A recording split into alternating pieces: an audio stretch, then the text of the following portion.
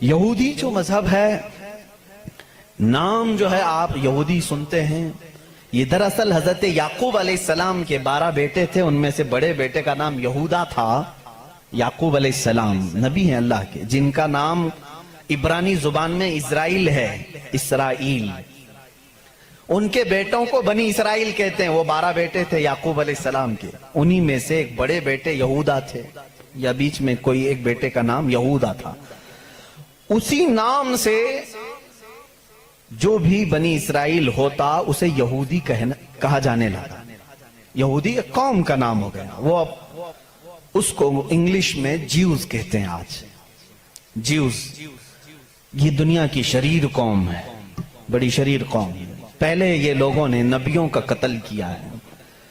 ان کے بارے میں کیونکہ میں وہی باتیں کر رہا ہوں جو قرآن کہہ رہا ہے۔ اگر آپ کہیں گے بہت کٹر پنتھی ہو جائے گی تو پھر قرآن کو بھی بند کرنا پڑے گا۔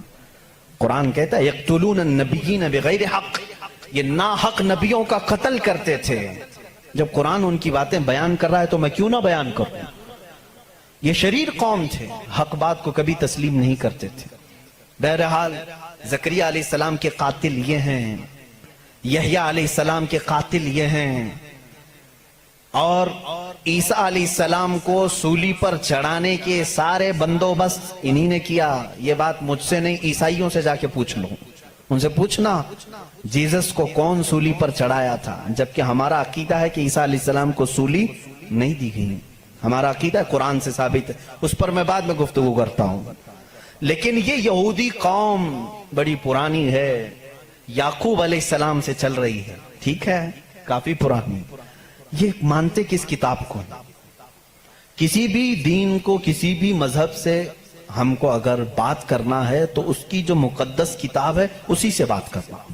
میں بھی انہی سے بات کروں گا، ہوائی فائرنگ نہیں۔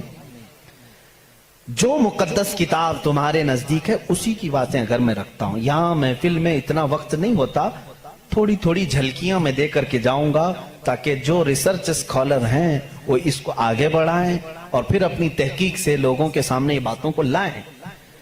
یہودی قوم جس کتاب کو مقدس مانتی ہے وہ تورات ہے، جو موسیٰ علیہ السلام پر نازل ہوئی، اور زبور ہے جو حضرت داؤد علیہ السلام پر نازل ہوئی۔ ان کتابوں کے مجموعے کو آج انگلش میں اولڈ ٹیسٹمنٹ کہا جاتا ہے۔ یہ کتابیں مارکیٹ میں دستیاب ہیں، ان کو کیا کہتے ہیں؟ Old testament. تقریباً اس کتاب میں جو الگ الگ چھوٹی چھوٹی کتابوں کو ملایا گیا ہے 73 کتابوں کا مجموعہ ہے اولڈ ٹیسٹمنٹ۔ جیسے قرآن میں 30 پارے ہیں نا، پہلا پارہ، دوسرا پارہ، تیسرا پارہ، اس طرح سے اس میں پارے سمجھ لیں یا الگ الگ ٹاپکس۔ یہ کتنے ہیں؟ 73 ہیں۔ اس میں بھی ان کا بڑا اختلاف ہے، میں سارے اختلافات نہیں بتا سکتا آج، لیکن قرآن میں سب کا اتفاق ہے، چاہے وہ شیعہ ہو، دیوبندی ہو، وہابی ہو، اہل حدیث ہو، کوئی بھی ہو۔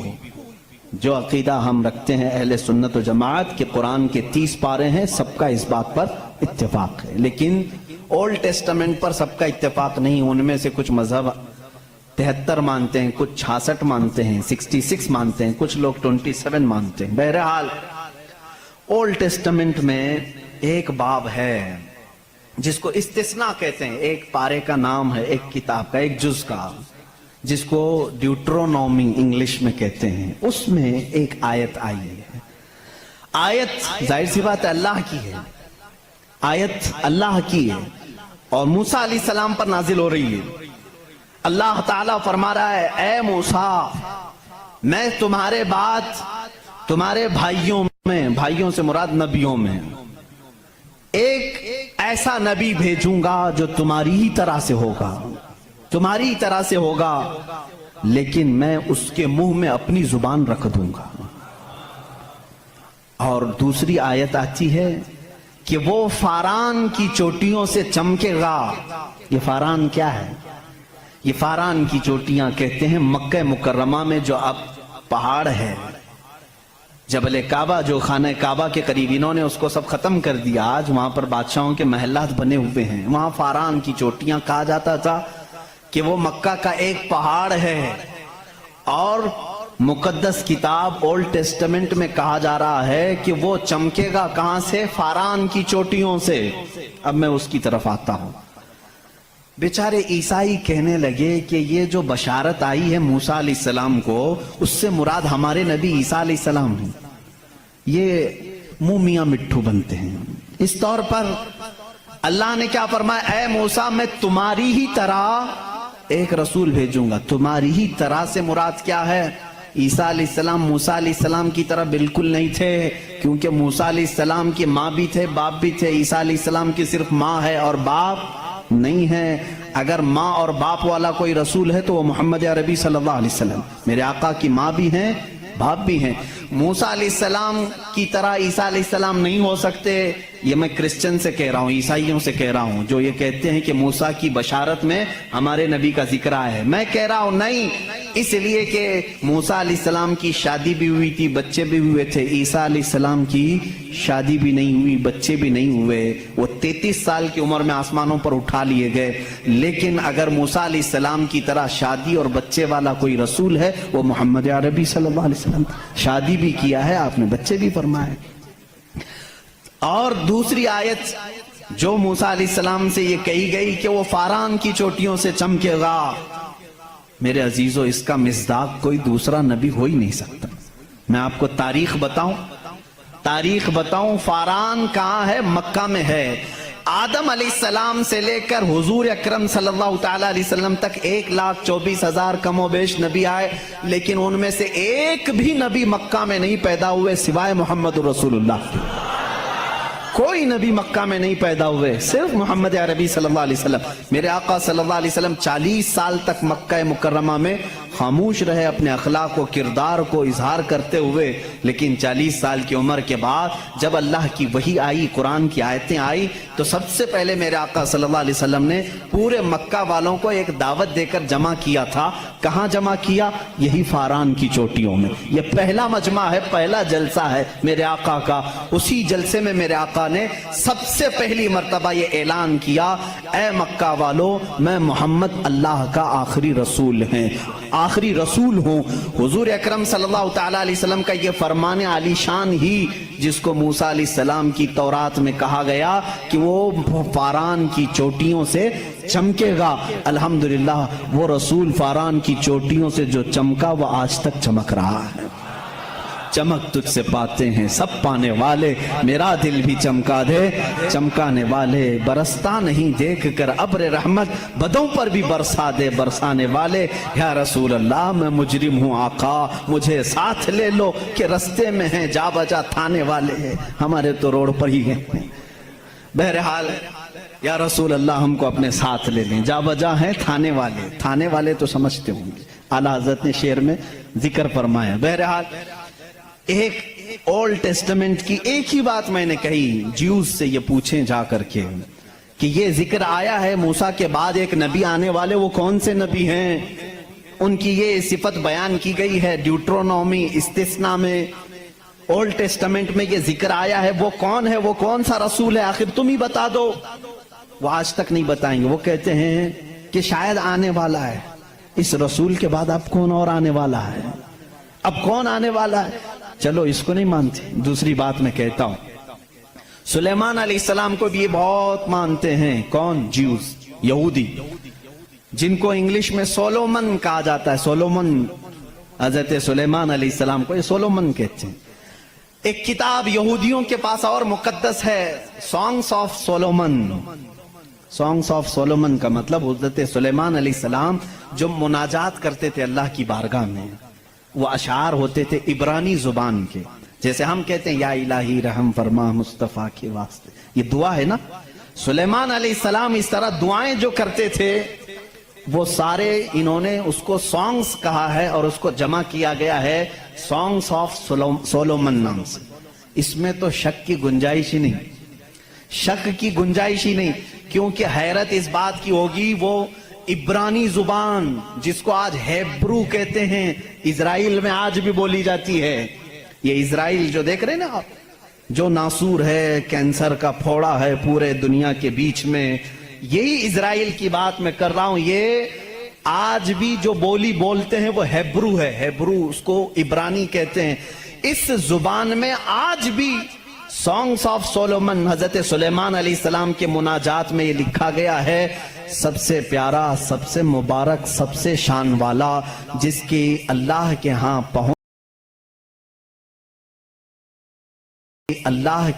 पहुंच है, जिसकी अल्लाह के यहाँ मर्तबत है, उसका नाम मोहम्मद है। ये कौन कहता था? सुलेमान अलैहिस्सलाम। और नाम लफ्ज मोहम्मद आज भी मौजूद है इब्रानी जुबान में, आज भी लफ्ज मोहम्मद, और उसके साथ लफ्ज इम आया। इम कहते हैं बड़ा मोहतरम शख्स जिसकी सारे लोग इज्जत करें। सुलेमान अलैहिस्सलाम कहते हैं वो इम है, इम है। इम का मतलब हेब्रू में है सबसे ज्यादा इज्जत वाला। और सुलेमान अलैहिस्सलाम ने वो करके भी दिखाया। वो तख्त पर जो बैठते थे सुलेमान अलैहिस्सलाम, उस तख्त को जब आप हुक्म देते हवाओं में उड़, तो वो उड़ने लग जाता। जहां का आपको सफर करना होता आप सफर करते थे। और वो तख्त ऐसा नहीं कि एक उड़न तश्तरी है छोटी सी, बल्कि इतना बड़ा तख्त था कि आपके दाएं जानिब 500 नबी उस जमाने के बैठते थे, बाएं जानिब 500 औलियाए उम्मत बैठते थे। और वो तख्त जब उड़ता, आसमानों पर हवाओं को अल्लाह ने उनके लिए मुसख्खर कर दिया था, और वो जिस तरफ हुक्म करते उड़ता था। एक मर्तबा ये भी इजराइली रिवायात में भी मौजूद है, सुलेमान अलैहिस्सलाम उड़ते हुए जा रहे थे, यही तख्त पर बैठे हुए, अचानक आपने तख्त को नीचे उतरने का हुक्म दिया और सारे लोगों से कहा पैदल चलो। तख्त उठाकर ले जाया गया, पैदल चलने लगे। बहुत लंबा अरसे तक, लंबी मसाफत पैदल चलने के बाद फिर आप सवार हुए, फिर सबको सवार कर लिया, फिर हवा को कहा कि इस तख्त को उड़ा ले जाए फलां सिमत में। मुसाहिबीन ने पूछा इतना लंबा, ये इतनी लंबी मसाफत आपने पैदल चलाया, सिर्फ वर्जिश कराने के लिए नहीं? सुलेमान अलैहिस्सलाम ने जवाब दिया, मैं इसलिए तख्त को नीचे उतार दिया कि ये वो जमीन है जहां आखिरी नबी आने वाला है। वो मदीना तैयबा थी, वो रसूल करीम सल्लल्लाहु अलैहि वसल्लम की आखिरी आरामगाह थी, जहां से ऊपर उड़कर जाने को भी सुलेमान अलैहिस्सलाम ने बेअदबी तस्वुर किया। और इसीलिए वो अपने सॉन्ग्स में, यानी अपने मुनाजात में, जो हुजूर सल्लल्लाहु अलैहि वसल्लम के साथ लफ्ज जिक्र करते हैं, वो लफ्ज इम है। यानी दुनिया जिसकी सबसे ज्यादा एहतराम करे वो मोहम्मद अरबी सल्लल्लाहु अलैहि वसल्लम है। आओ ज्यूस, आओ यहूदियों, पढ़ो इस चीज को कि मोहम्मद अरबी सल्लल्लाहु अलैहि वसल्लम का जिक्र सुलेमान अलैहिस्सलाम ने किया है, मूसा अलैहिस्सलाम ने किया है।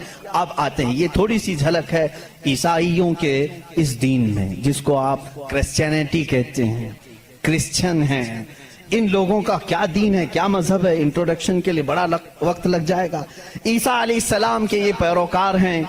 ईसा अलैहिस्सलाम को ये जीसस कहते हैं और उसको यसू मसीह भी कहा जाता है उर्दू में, जीसस। लेकिन ईसाई बाद में चल करके गुमराह हुए, शुरू के ईसाई गुमराह नहीं थे।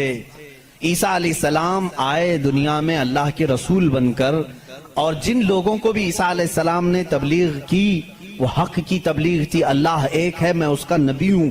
लेकिन बाद में चल करके हुआ क्या, कुछ ईसाई गुमराह हुए। इनको गुमराह करने वाले भी यहूदी थे। यहूदी ईसा अलैहिस्सलाम को मानते नहीं थे, वो गालियां देते थे, हजरत ईसा अलैहिस्सलाम के मुतालिक बुरे बुरे जुमले कहते थे, क्योंकि वो बगैर बाप के पैदा हुए। लेकिन वो अल्लाह की मशीयत थी, हुक्म था। लेकिन मरियम, सैयदा बीबी मरियम, जिनको अजरा कहा गया है, उनको किसी मर्द ने छुआ नहीं, कभी जिंदगी में छुआ नहीं। लेकिन फिर भी वो हमला हुई, किसी मर्द से नहीं, किसी ने उनको टच नहीं किया। अल्लाह रब्बुल इज्जत ने जिब्राइल अलैहिस्सलाम को सिर्फ हुक्म दिया, फूंक मारो। जिब्राइल अलैहिस्सलाम ने फूंक दिया और वह हमला हुआ। इसीलिए ईसा अलैहिस्सलाम को रूहुल्लाह कहा जाता है, रूहुल्लाह कहा जाता है, वह अल्लाह की निशानी है।